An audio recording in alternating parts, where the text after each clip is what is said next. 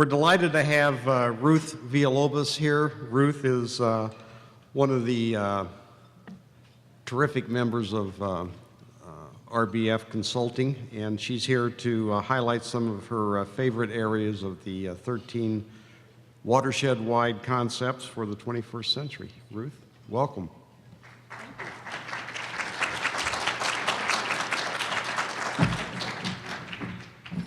Thank you, Ron. What is a watershed? Who can tell me? Come on. You guys are not shy, I know. I used to negotiate with a number of you. What's a watershed? We've been talking about that here for several years now on watershed planning, watershed integration.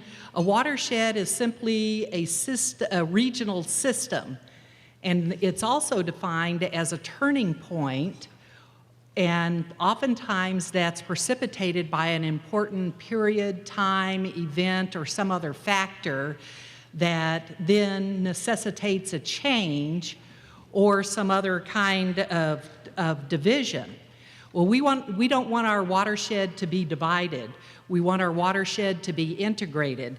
So in talking with Celeste this year, she had asked me to focus on a couple of the things that are in the 13 conceptual projects in the watershed that are at the SAWPA table. And for those of you that have the booklets, they're in the little brochure that looks like that. A number of the items have been touched upon today. And in the past, I've talked about a number of projects up here that illustrated the theme of that particular year's topic. This year, what I want to do is use by example some of those projects as well as a handful of new ones and try to start having us think in a broader context, in a more watershed context. I've worked on a number of the projects that you see on the screen here and throughout the watershed for an awfully long time. Many of the projects that I worked on in the Santa Ana watershed were while I was with the Army Corps of Engineers for 34 years, and then have continued that during the last 4 years as an RBF consultant. I live in the watershed, I work here, I play here, and I shop here. So I'm totally invested in the watershed. Our kids go to school in the Inland Empire and in the Santa Ana watershed. And recently, in reading one of the SAWPA Commission's updates for OWOW, I came across the 13 conceptual plans. Actually, Celeste sent it to me, so I didn't just come upon it accidentally. But in touching on those today, the ones that I want to highlight are 3 areas: Forest+First and the multi-use flood control facilities or corridors and sediment transport. So first, we'll do the Forest+First program. And the forest is a really good place to start in our watershed because that's where the headwaters of the watershed are, in the San Bernardino National Forest. And some of the facts that I'm going to say today are actually going to be on your quiz afterwards, so you might want to take a couple of notes on those. And one is that the U.S. Forest Service manages 30% of the Santa Ana River watershed. That's a pretty high number. 90% of the precipitation that falls within our watershed falls within the forest area. Again, a pretty phenomenal statistic. The SAWPA and the San Bernardino National Forest have recently signed a memorandum of understanding to say that they're going to work together collaboratively in looking at programs to achieve better water quality, improvements, and better water supply within the Santa Ana watershed. And certainly looking at the recognition that the upstream part of the watershed in the forest plays a tremendous part in what happens in the downstream areas for all of the rest of us. One of the items certainly that is being discussed with the watershed is fuel reduction. Sorry, advance my slide there. Is fuel reduction. Celeste had categorized that as hazardous fuel reduction. What that really means is that the forest has been managed primarily for recreation use because of the tremendous urban population that we have in the greater LA basin. And so you've got more trees, more density within the forest than what a healthy or sustainable forest would normally have. And so what we need to do is get over there and thin some of those trees, and that's what they're talking about in hazardous fuel reduction. Otherwise, when we have fires like we did in 2003 and then subsequent to that, you've got more trees that provide more fuel, and we have greater disasters. We'll still have fires, but they won't be as severe, and we'll have a better sustainable forest for both for humans and for the habitat. Another area within the forest is the habitat restoration. There are lots of different habitats within the mountain areas. For instance, the meadows provide a really important function in the mountains in transitioning from mountain slopes where they slow down the water and also act as a filtering agent for water quality improvements. So we need to go in and restore many of those marsh areas. That's actually what the Big Bear Lake area was before the lake was dammed to create that lake. Another part of the habitat is the chaparral vegetation. Chaparral, as most of you know, is kind of a deep-rooted bushy plant that holds in soil and holds in moisture. With the fires that we had had in the upper watershed, a lot of the chaparral habitat had burned, and then what comes in and replaces that are these shallow-rooted non-native grasses. And eventually, we have saturation of the soils with very shallow-rooted grasses, and you see mountain slopes sloughing off.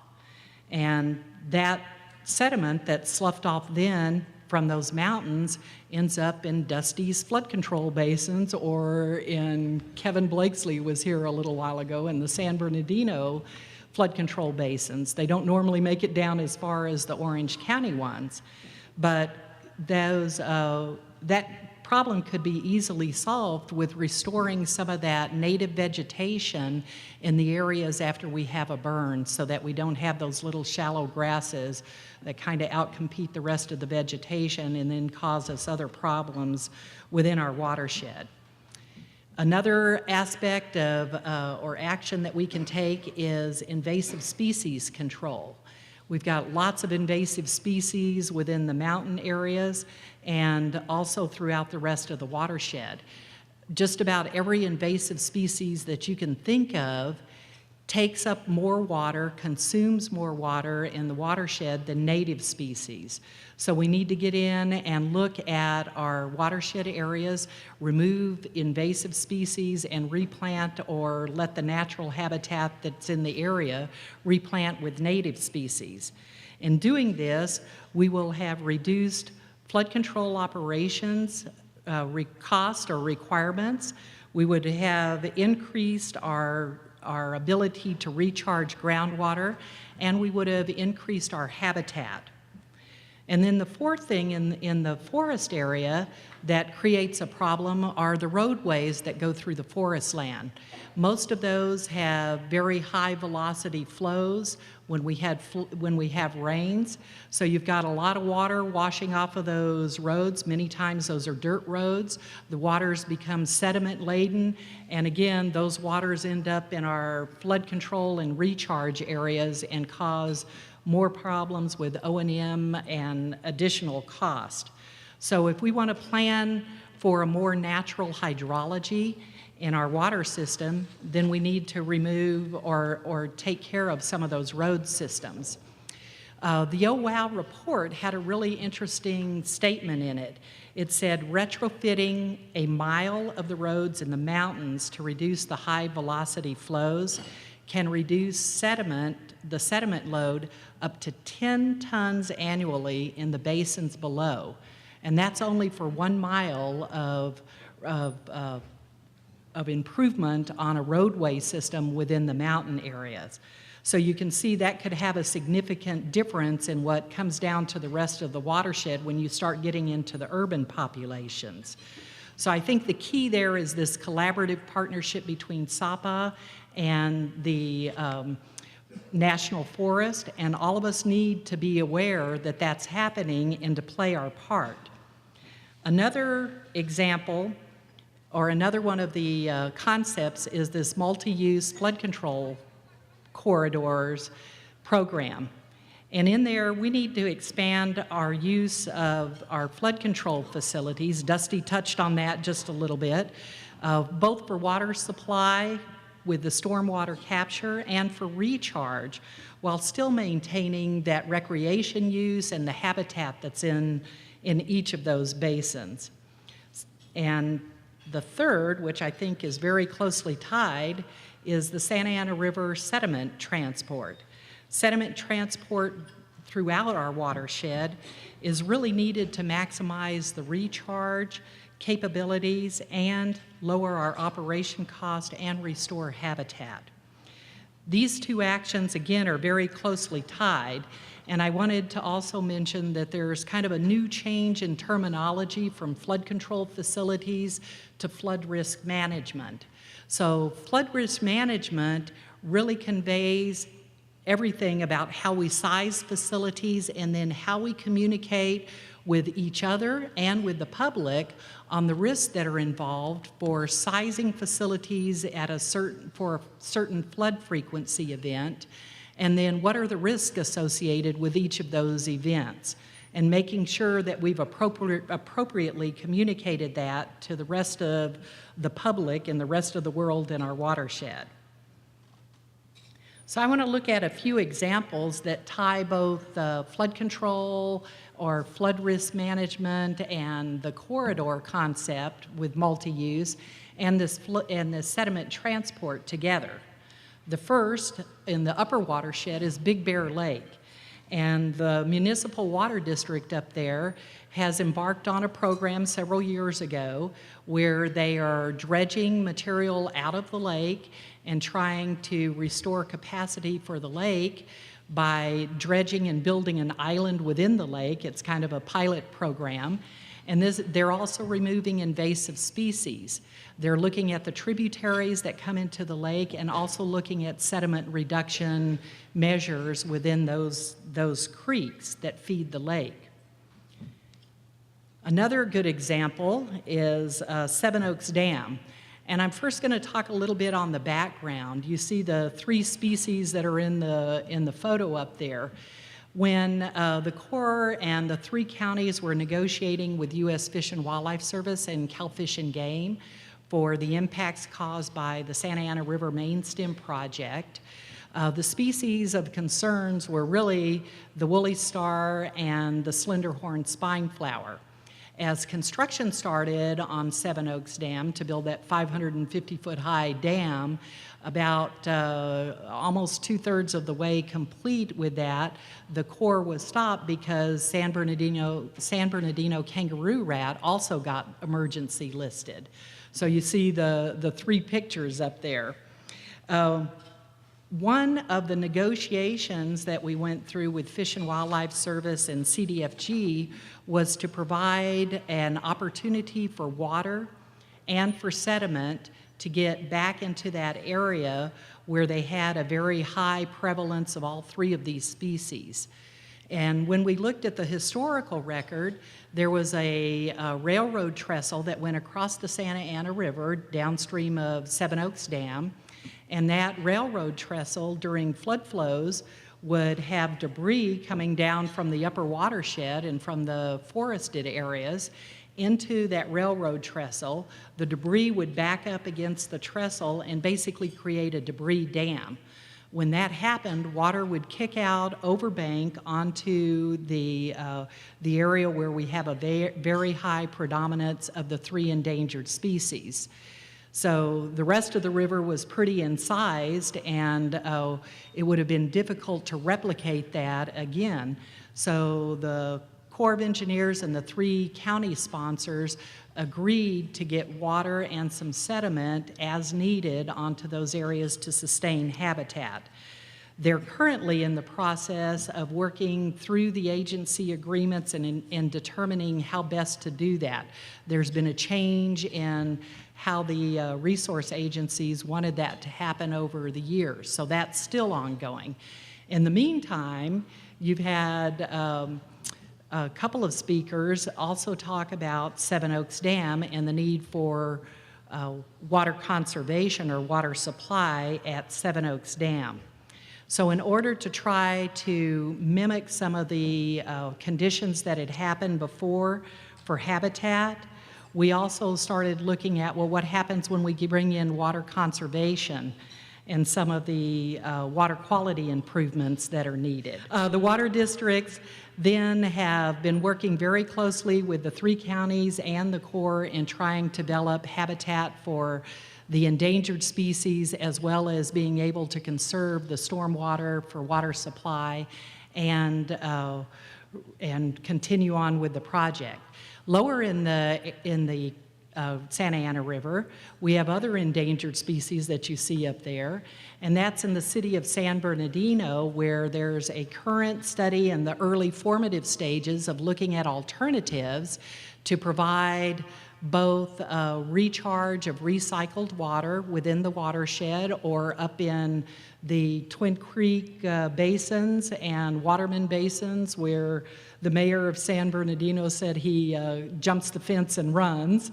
So we may be looking at some water up there long term. And then downstream in Prado+Dam, we've got both water conservation under study now with the Army Corps of Engineers, Orange County Water District, and then we also have wetlands and other amenities being studied in with the Corps, with OCWD and the City of Ontario. Another project with OCWD and the Corps is to look at the sediment that is backed up behind Seven+Oaks+Dam and has been there accumulating since 1941 when the dam was built, and removing that sediment to put it downstream for better use for habitat and water recharge. When you have sediment-starved rivers downstream, those rivers tend to coarsen up, the fine sediments start to replace the sand that was there, and it decreases our ability to percolate the soils. We call that armoring within the water or the river system. So we're looking at reintroducing sediments so that we can restore some of that habitat downstream and also encourage additional recharge capability in the downstream area. So here you have Santa Ana sucker and vireo that are also prevalent in that downstream area that we need to make sure that the sediment is helping to replenish areas in the right manner. And then I want to wrap up by saying that all of these concepts in the watershed have been looked at, and each of them has a comprehensive plan for how they're being dealt with independently. But all of those comprehensive plans could be better looked at, and we would end up with a better result if we look at them as a system-wide series of smaller events or smaller projects, and look at how each one of those interacts with the others. We have an opportunity as a watershed moment today in looking at what decisions, what choices will we make here in the next coming couple of years within our watershed to affect a positive change within the watershed for a better environment, both in terms of water supply, habitat, and recharge capability and recreation uses within the Santa Ana watershed. So I would challenge you to relook at how we're doing each of the projects and see if there's a better way that we could do that by integrating all of those so that we look at multiple watershed issues in for multiple benefits in an integrated fashion. With that, I'll end my remarks. Thank you.